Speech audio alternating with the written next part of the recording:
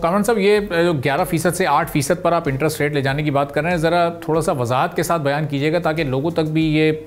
ان کا بھی mind clear ہو کہ یہ 3% کمی سے کیا فرق پڑے گا اور اس سے ایکسپورٹس میں پھر کیسے اضافہ ہوگا، بزنس ایکٹیویٹیز سے مزید کیسے جنریٹ ہوگی؟ سر، ہمیں پڑھایا تھا اور میں یقین سے کہہ سکتا ہوں آپ نے بھی کالج یونیورسٹی میں یہ پڑھا ہوگا کہ شرح سود اور شرح مہنگائی کا آپس میں بہت زیادہ تفرقہ نہیں ہونا چاہیے، 2 یا 3% کا تفرقہ ہونا چاہیے۔ یہ ایک اکمپلشڈ فیکٹ ہے کہ آپ کے ہاں شرح مہنگائی جسے آپ انفلیشن کہتے ہیں وہ 3.5 سے 4% کے درمیان میں ہے، تو لہٰذا 2-3% اوپر رکھ کے یہ 7 یا 8% ہونا چاہیے تھا شرح سود، بٹ انفارچونیٹلی یہاں اس کا ڈبل سے بھی زیادہ ہے، جو کہ معاشی اکنامک ایکٹیویٹی کو روک رہا ہے، جس کی وجہ سے لوگ تجارت، صنعت کاری ان چیزوں سے ہٹ کے نان پروڈکٹیو چیزوں میں جا رہے ہیں، دبئی میں انویسٹمنٹیں کر رہے ہیں یا لوگ ہجرت کر کے جا رہے ہیں۔ تو ان چیزوں کو، اس ٹرینڈ کو روکنے کے لیے، ریورسل میں لانے کے لیے کہ لوگ پاکستان میں انویسٹ کریں، اس کی صنعت میں انویسٹ کریں، آپ کو اس کو کریکٹ کرنا پڑے گا۔ اور یہی فلسفی بجلی میں کرتی ہے کہ آپ کی بجلی رکھ کے اگر آپ سمجھیں صنعت کاری ہوگی تو سر ایسا نہیں ہوگا جب تک آپ ایک ریجنلی کمپیٹیٹیو انرجی ٹیرف نہیں دیں گے،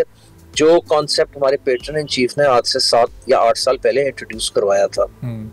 تو کامران صاحب، جو اس وقت دنیا کے حالات ہیں اور پھر جو کلائمیٹ چینج کے اثرات ہیں اور جو اس وقت سیلابی صورتحال ہے پاکستان میں، ظاہر ہے یہ سارے پریشرز جب ہماری اکانومی پر پڑتے ہیں تو اب انفلیشن ہم آہستہ آہستہ اس میں بھی ایک گروتھ دیکھ رہے ہیں، اور وہ اگر 7-7.5% تک پہنچ جاتی ہے، چونکہ اسٹیٹ بینک کی اپنی پریڈکشن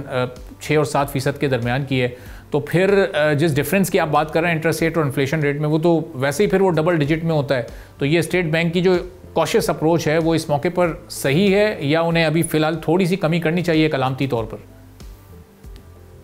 سر، میرا خیال ہے یہ اسٹیٹ بینک کی کوشش اپروچ فی الحال ٹھیک نہیں ہے، کیونکہ جب ملکوں میں صنعت کاری کم ہونا شروع ہو جاتی ہے، جس طرح آپ کے اینیول بجٹ سے پہلے ایک دن پہلے وہ آپ کا آیا تھا اکنامک ڈیٹا، تو اس میں LSM لارج اسکیل مینوفیکچرنگ -3.5% تھی۔ دوسرا، آپ کی ایکسپورٹس کا ڈیٹا جولائی میں اوپر گئی، وہ ایک ون ٹائم گین تھا، اگست میں آپ کی ایکسپورٹ نیچے آئی۔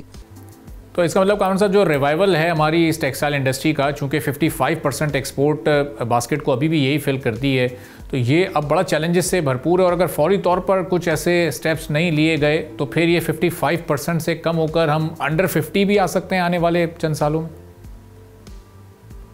سر، خدشہ بالکل ہے، اور یہ ہم خالی ٹیکسٹائل کی بات نہیں کر رہے، یہ تو ہم ایک ساری جنرل انڈسٹری آف پاکستان، جس میں ٹیکسٹائل سب سے بڑا فورن ایکسچینج ارنر، سب سے بڑی employment contribution and one of the largest tax contributors ہے، یہ تینوں چیزیں آپ کی متاثر ہوں گی۔ باقی آپ کی جو ہے انڈسٹری کوئی بھی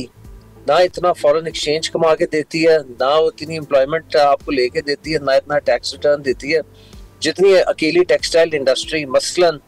جو پچھلے سال 30 سے 32 بلین ڈالر پہ ایکسپورٹ گئی، اس میں سب سے بڑا رول ٹیکسٹائل کا تھا، جو 17.8 بلین ڈالر پہ آئی۔ 2 بلین ڈالر ایکسپورٹ بڑھی، اس 2 بلین ڈالر کے اضافے میں 1.2 سے 1.3 بلین ڈالر کا اضافہ تھا، آپ کو ٹیکسٹائل نے لے کے دیا تھا۔ باقی تمام صنعتوں نے یا ایگری نے کو 700-800 ملین ڈالر کا ایکسپورٹ آپ کو اضافی لے کے دیا تھا۔ لہٰذا اگر آپ اپنی